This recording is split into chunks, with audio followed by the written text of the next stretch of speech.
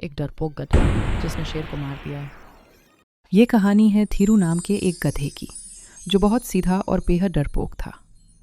जंगल का हर जानवर उसे आसानी से डरा देता और उसका खाना छीन लेता। धीरे धीरे वो अपनी जिंदगी से परेशान हो चुका था। एक दिन धीरू चुपचाप घास खा रहा था कि तभी एक बकरी गुस्से में चिल्लाई, ए धीरू, किसकी इजाजत से मेरे इलाके में घास चर रहा है? धीरू डरते हुए बोला, दीदी बस थोड़ी सी घास खा लेने दो, बहुत भूख लगी है, सब मुझे भगा देते हैं। मुझे बेवकूफ समझा है क्या? तुरंत भाग यहाँ से, नहीं तो अच्छा नहीं होगा। धीरू ने उदास होकर कहा, ठीक है दीदी, जा रहा हूँ, लेकिन हर बार कमजोर ही गलत नहीं होता। वो मायूस होकर वहां से चला गया। रास्ते में उसे एक खरगोश मिला। उसने धीरू को देखा और बोला, अरे धीरू, ये क्या हालत बना ली है? कुछ खाते पीते नहीं क्या? भैया खाता हूँ, लेकिन कोई ना कोई छीन लेता है।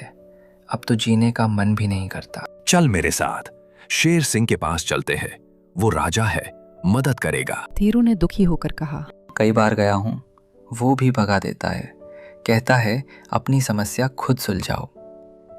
अगर ऐसा ही चलता रहा तो मैं एक दिन खुद को खत्म कर दूंगा। ऐसा मत सोच, समय बदलता है। लेकिन धीरू की जिंदगी नहीं बदली। एक दिन वो नदी किनारे खड़ा था। अब बस जी कर क्या करूंगा। तभी अचानक आवाज आई, बचाओ, कोई तो बचाओ। धीरू ने देखा एक आदमी पानी में डूब रहा था। धीरू बोला, मैं खुद मरने आया हूँ, तुझे क्यों बचाऊं? पहले मुझे बचा लो, फिर तुम्हारी किस्मत बदल दूंगा। धीरू ने सोचा, चलो आखिरी बार कोशिश कर लेता हूँ, और उसने आदमी को बचा लिया। आदमी बाहर आकर बोला, तूने मेरी जान बचाई, मैं तुझे ताकत दूंगा। उसने एक राइफल निकाली, ये है तेरी असली शक्ति। धीरू हैरान था और बोला, ये क्या करती है? ये डर को खत्म कर देती है। आदमी मुस्कुराकर कहा, उसने उसे चलाना सिखा दिया। यहीं से धीरू की जिंदगी बदलने वाली थी। अगले दिन धीरू सीधे शेर सिंह के पास गया। शेर सिंह गरज कर बोला, फिर आ गया शिकायत लेकर, भाग यहाँ से। इस बार धीरू नहीं डरा। आज मैं भागने नहीं आया। शेर सिंह हंसा। तू मुझसे भिड़ेगा? धीरू चला गया और शेर सिंह वहीं गिर पड़ा। जंगल में सनसनी फैल गई। धीरू ने शेर सिंह को मार दिया। धीरू जोर से बोला, आज से मैं इस जंगल का राजा हूँ। शुरुआत में उसने वादा किया, अब किसी के साथ अन्याय नहीं होगा। लेकिन धीरे धीरे ताकत उसके सिर चढ़ गई। उसने ऐलान किया, अब इस जंगल में कोई मांसाहारी जानवर नहीं रहेगा। जो भी विरोध करता, धीरू उसे राइफल से खत्म कर देता। जंगल में डर का माहौल बन गया। इसी बीच लोमड़ी वापस आई।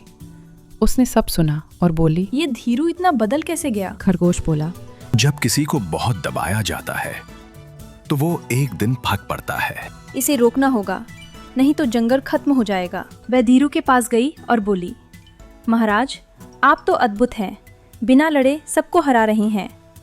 धीरू खुश हो गया। वो तुम बहुत समझदार हो, आज से तुम मेरी मंत्री हो। लोमड़ी मुस्कुराई और वो सही समय का इंतजार करने लगी। एक दिन लोमड़ी बोली, महाराज, आपकी जीत की खुशी में जश्न होना चाहिए। रात में पार्टी शुरू हुई, नाच गाना हुआ और धीरू ने खूब शराब पी। कुछ ही देर में वो नशे में सो गया। लोमड़ी धीरे से उठी और राइफल ढूंढने लगी। ऐसी और कहानियों के लिए हमें सब्सक्राइब करके हमारे दोस्त बन जाओ। कहाँ छुपाई है इसने? काफ़ी देर बाद उसे राइफल मिल गई। वो चुपचाप उसे लेकर निकल गई। सुबह होते ही सारे जानवर इकट्ठा हो गए।